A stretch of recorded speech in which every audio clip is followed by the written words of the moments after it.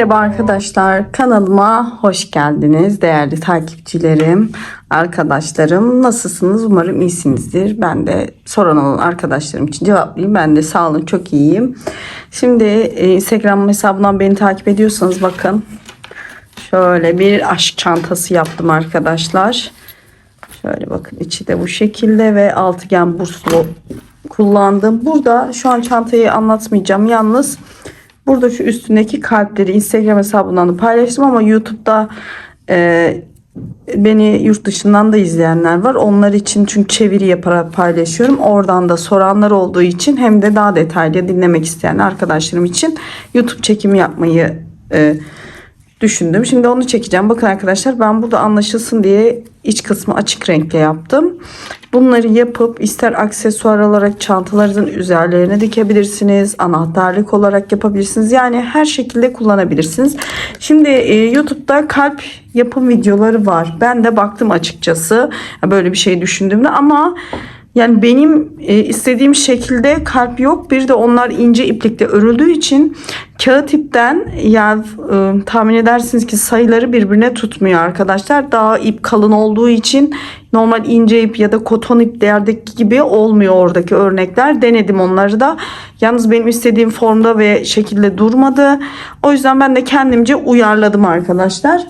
Dediğim gibi şimdi arkadaşlar kağıt ip kullanıyorum ve iplerim genelde çile olarak alıyorum arkadaşlar. Ve şu şekilde bakın, bükümü çok fazla değil ve orta kalınlıkta, çok ince değil, kalın da değil arkadaşlar. 3,5 milimde tığım var. Siz hangi kalınlıkta tığla kullanıyorsanız. Şimdi arkadaşlar öncelikle bir kilit zinciri yapıyoruz ama bu kilit zincirini fazla çekmiyoruz çünkü buraya da işlem yapacağız bu sefer. Şimdi kilit zincirle beraber 7 adet zincir çekiyoruz. 3, 4, 5, 6, 7. Bakın arkadaşlar, 7 adet zincir çektim. Şimdi tığımı doluyorum.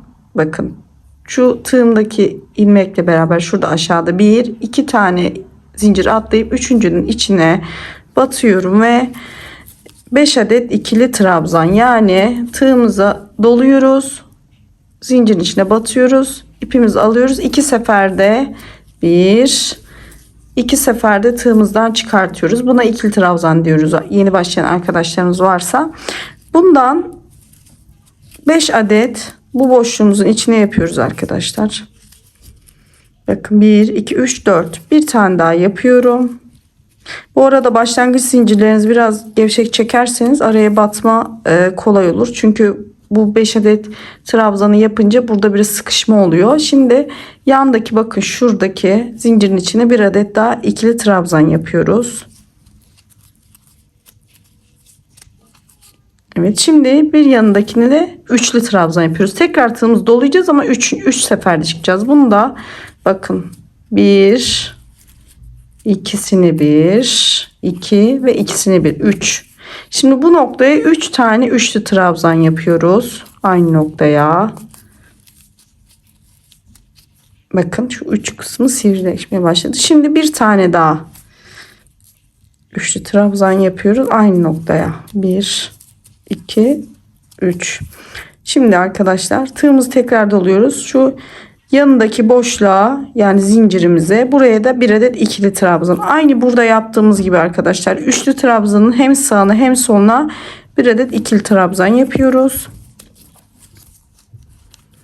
Şimdi bakın arkadaşlar, burada kilit zincirimizi kullanacağız. Buradaki sebep de, şimdi kilit zincirini yapmasak burada bir dönüşlerde bir çıkıntılık oluyor. Onu istemediğim için ben kilit zincirine çalıştım. Şimdi kilit zincirinin olduğu yere 5 adet aynı burada yaptığımız gibi ikili trabzan yapacağız. Ama önce 4 adet ikili trabzanımızı yapıyoruz. 1,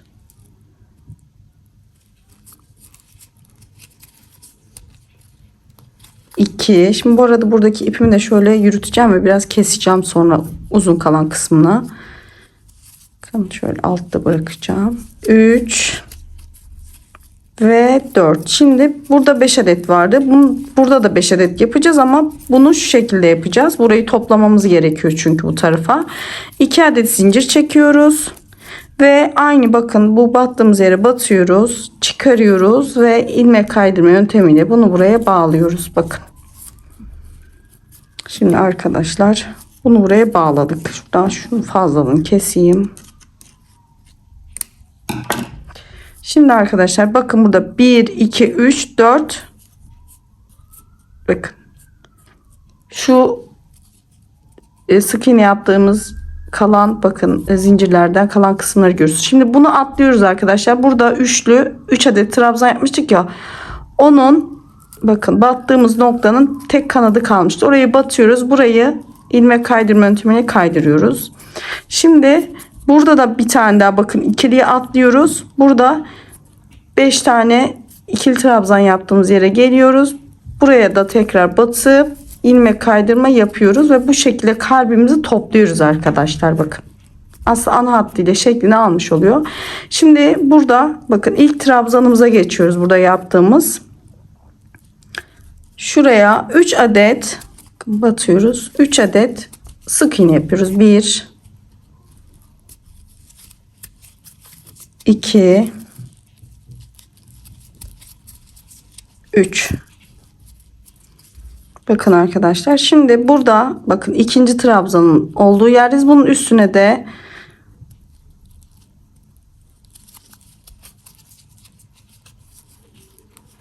bir adet yapıyoruz. Yan tarafa geçiyoruz. Bir adet de buna ve burada bir tane daha yapıyoruz buraya ki arttırıyoruz. Kalbimiz dönsün. Şimdi tekrar aynı noktaya bir sık iğne daha yapıyoruz. Bakın. Şimdi tekrar bir sık iğne her trabzanın başına. Şu ortada bakın 3 adet üçlü trabzan yapmıştık ya, bu ortadaki üçlü trabzanın yani 3 adet üçlü trabzanın şu ortasındaki yani ikinci üçlü trabzanın üzerine gelene kadar her trabzanın üzerine bir tane sık iğne. Bir. Çünkü burada zaten arttırmamızı yaptık. 2. Şimdi 3. Bakın arkadaşlar. Şimdi bu ortadakine geldik. Buraya da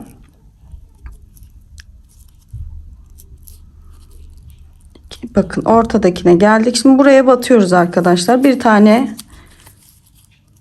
bakın ortadaki 3 trabzan üstündeyiz. Şimdi buraya bir sık iğne yaptık. Bir zincir çekiyoruz. Tekrar aynı noktaya bir sık iğne daha yapıyoruz. Burada kalbimizin sivri kısmını oluşturuyor. Diğerlerine aynı bu tarafta yaptığımız gibi bir tane sık iğne. Şimdi bu sık iğneyi yaptıktan sonra arkadaşlar şurada arttırım yapmıştık. Bakın şurada köşede arttırım yapmıştık ya. Burada da aynı şekilde arttırmamızı yapacağız. Şimdi buraya geliyoruz. Bakın birinci sık iğnemizi yaptık. Burada bir tane daha yapıyoruz. Ve yandakine bir tane. Şimdi burada ikili bakın bunu da biz trabzan olarak sayıyoruz. Burada yaptığımız gibi buraya 3 adet 2 3 adet sık iğne yapıyoruz arkadaşlar. Bu 3 adet sık iğneyi yaptıktan sonra bakın burada başlangıç noktamız var.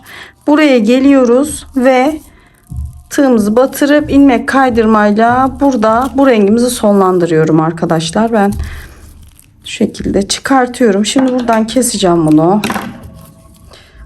Şimdi bunu buradan kestikten sonra bunu buradan çıkarıyorum. İpimi arkaya alacağım ve diğer ipime geçeceğim.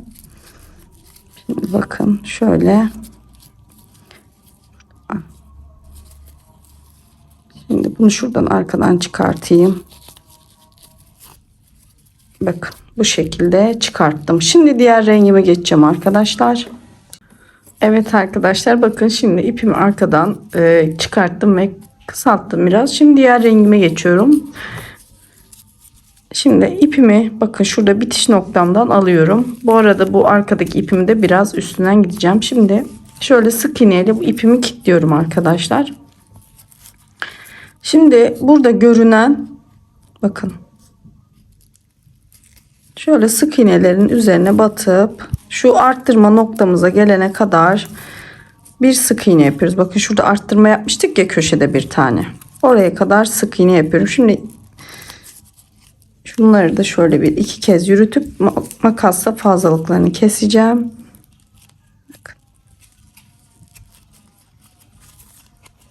kadar yeterli. Şimdi şuradan bunu temizleyelim. İplerinizi yürütmeden kesmeyin arkadaşlar. Sağlamlık açısından önemli. Şimdi bir tane daha yaptım. Bakın arttırım noktasına geliyorum. Bakın şimdi şurada arttırım noktam var. Şimdi bunun bir önüne arttırım yapıyorum arkadaşlar. 1 2. Şimdi buraya bir tane yapıyorum. Bunun bir de arkasına, yani bu tarafına bir arttırım daha yapacağım. Kalbimizin bu bombe kısmı güzel olsun, kasmasın diye. Bir tane daha aynı noktaya batıyorum. Şurada arttırımın hem önüne hem arkasına birer tane arttırım yapmış olduk. Şimdi şurada uçta yapmış olduğumuz arttırıma kadar her bir sık iğnenin üzerine bir tane sık iğne. Bakın arkadaşlar, bu ortaya geldik. Şimdi buraya bir sık iğne yapıyorum. Tekrar bu yaptığım zincirin ortasına bir zincir çekiyorum. Tekrar aynı yere bir sık iğne yapıyorum.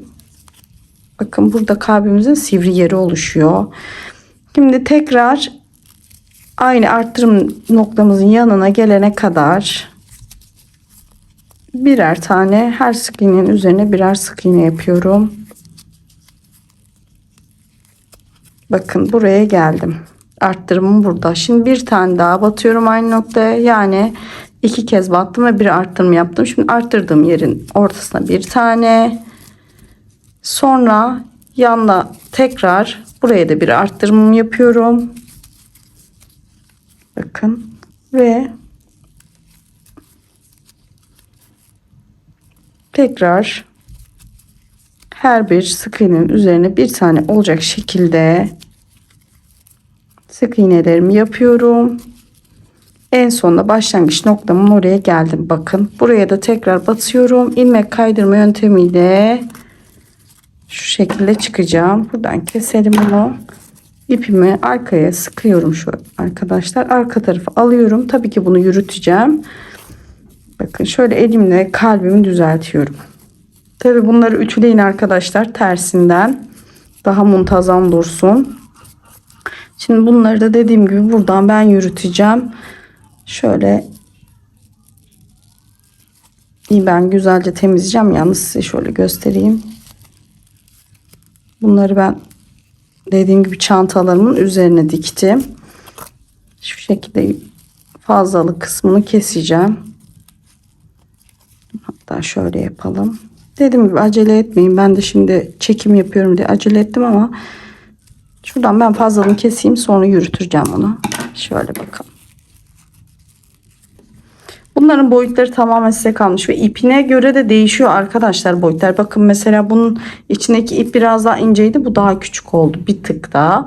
Dediğim gibi ipin inceliğine kalınlığına göre değişiyor ama kağıt ipten gerçekten bence en güzel kalp modeli bu oldu. Çok kalp denedim. Ya YouTube'dan da faydalandım açıkçası, baktım çünkü hiç yapmamıştım daha önce ama hiç benim istediğim şekilde olmadı. Ben de bu şekilde uyarladım. Umarım beğenirsiniz. Bu şekilde bakın.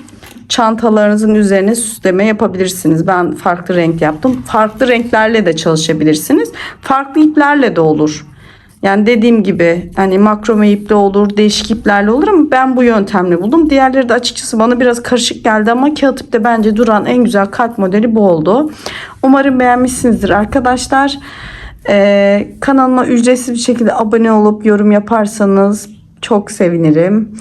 Ve yorumlar bölümünü sağa kaydırarak orada hype puanı var arkadaşlar. O da şu şekilde, onda da bir ücret yok. Hani onu gönderdiğiniz takdirde daha çok insana ulaşmamı sağlıyorsunuz. Böyle de bir yardımda bulunabilirsiniz bana. Bir dahaki videoya kadar hoşça kalın arkadaşlar. Beni izlediğiniz için çok teşekkür ederim. Kendinize iyi bakın.